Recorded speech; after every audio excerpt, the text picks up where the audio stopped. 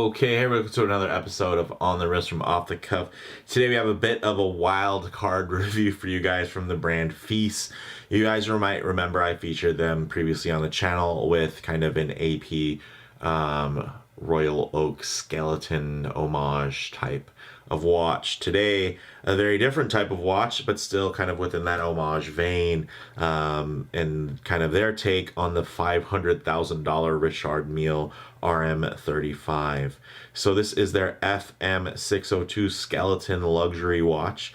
Feice was founded back in 2009 out of China, and they originally launched with Bauhaus minimalist design aesthetics, now expanding into other kind of classic styles of designs to include wild stuff. So they went kind of mild to wild, and I have to say, they do some really impressive trick things with these watches. So when they reached out to see if I would be interested, I had to kind of check it out because I was impressed with their last offering in terms of what they're able to do for the price.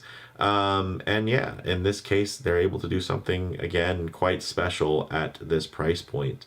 Now, the type of watch this is, I'd consider it an homage watch. What does that entail? A lot of people have different definitions.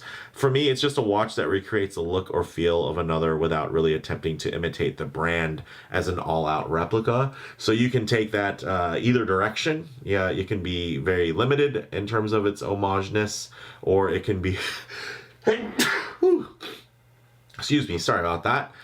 Or it can be very close, like all the way down to something like, hey, well, we didn't copy the brand name, and maybe we copied every other aspect. In this case, guys, this watch copies, and it's inspired by the material, the general case shape, but the dial itself, the movement, it's much different.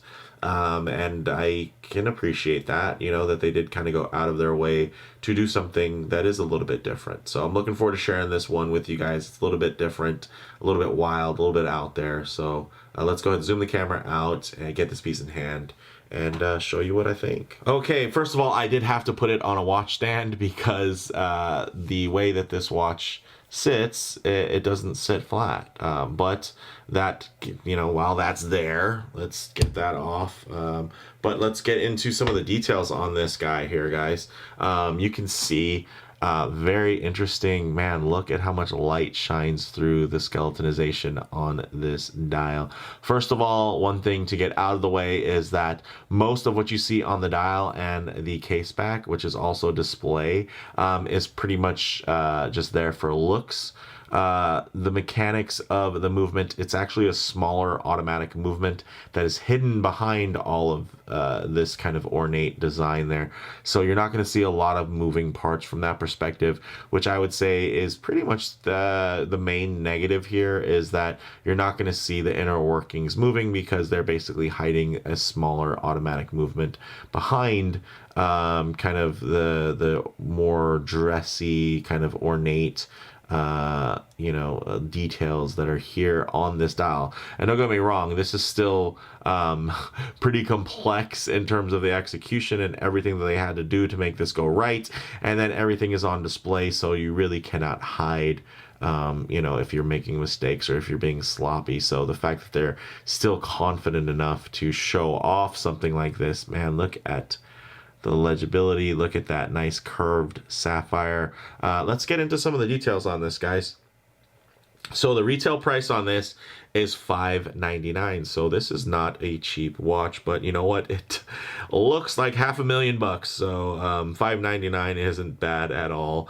You pay an extra $20 if you want it on this great ventilated rubber strap on the metal deployant, which is actually really, really well executed. We'll get into that here in a few. The diameter on here is about 43 and a half. Probably from the farthest points here, again, because of the shape, it's going to be not the easiest thing to measure, so not typical from those perspectives, but the lug to lug, 50 millimeters end to end, the thickness 17 and a half millimeters thick. So this is quite a thick timepiece, but I will say that because of the carbon fiber construction and the light ventilated rubber, It's going to wear very, very light on the wrist. You can see, I'm not battling with this thing at all. So although it is a large mechanical watch, it's still actually quite lightweight. Not a featherweight by any means, but considering how much visual weight this thing has, it really offsets on your wrist when you wear it.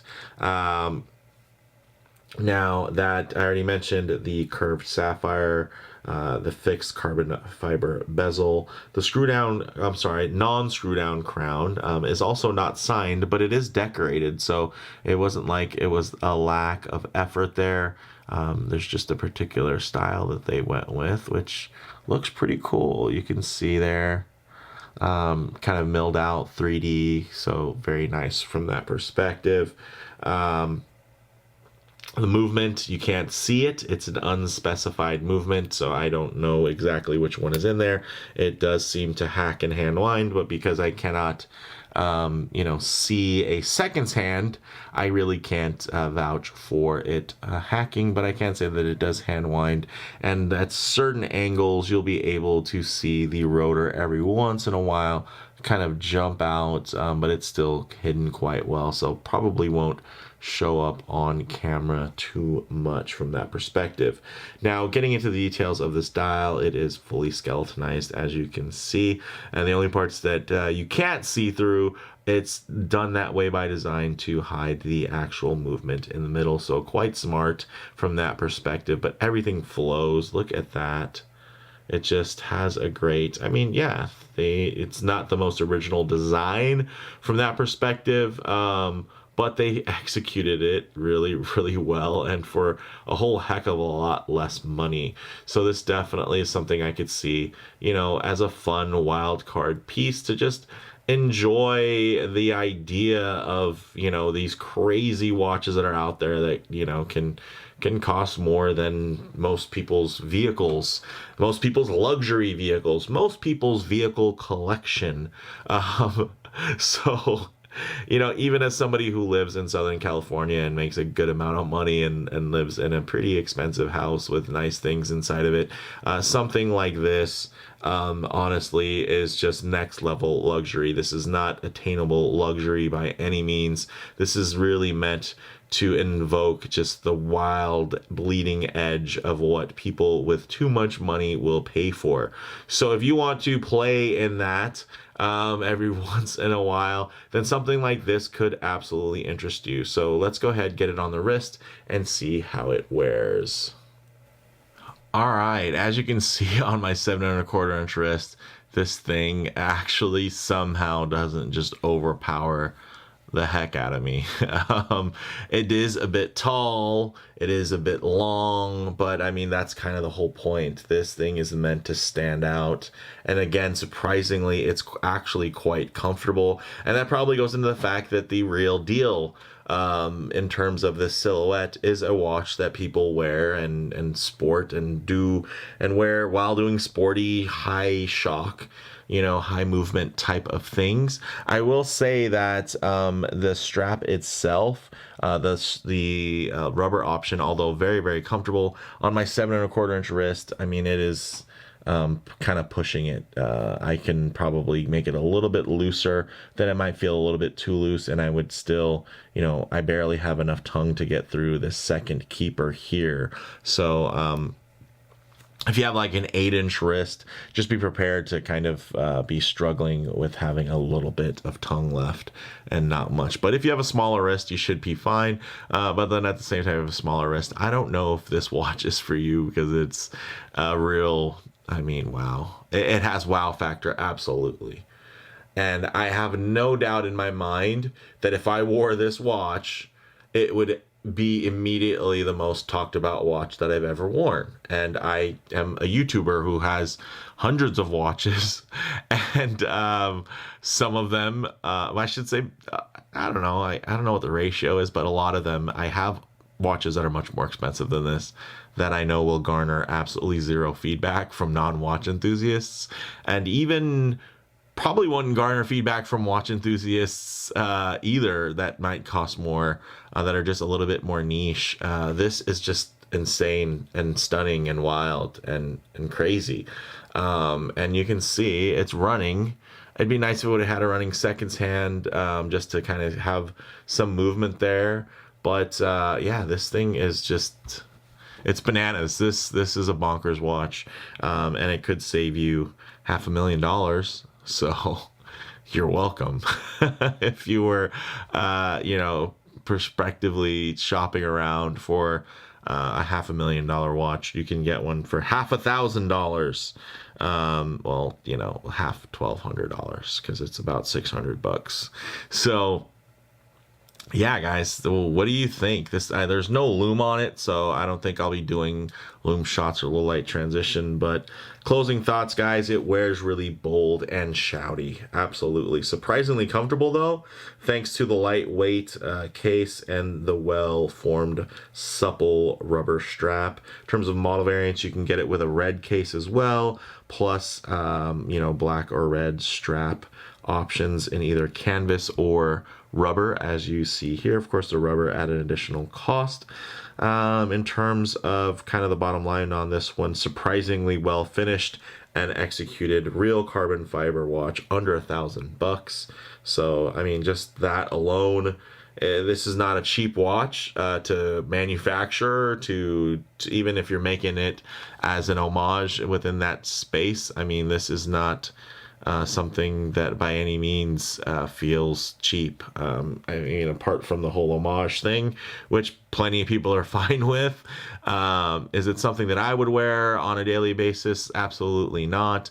Is it something fun for me as a collector to play around with and share with you guys? Absolutely. I will probably never handle a Richard Mille directly. So this being kind of the only thing semi-close. I wouldn't even want to call it close because, again, it's not a replica. It is actually quite different when you get down into the smaller details. But, at a glance, this definitely does capture and recapture a lot of that same sentiment and emotion in terms of what something like this stands for and what it's trying to do and what it's really out to show is just complexity and flair and extravagance, and it absolutely oozes all of those things still. So yeah, my wife saw this and was just like, whoa, what in the world is that? But she noticed it, and there's tons of watches that I've worn in front of her that absolutely have never caught her eye. Unless I'm driving and then the crystal will reflect light into her eyes, then she'll notice it. But I've definitely had some pretty expensive pieces on that she's never noticed at all. And this one, she noticed it like, I want to say maybe as soon as the box opened, she was like across the room and was just like, what is that thing? So let me know, what do you guys think about this thing?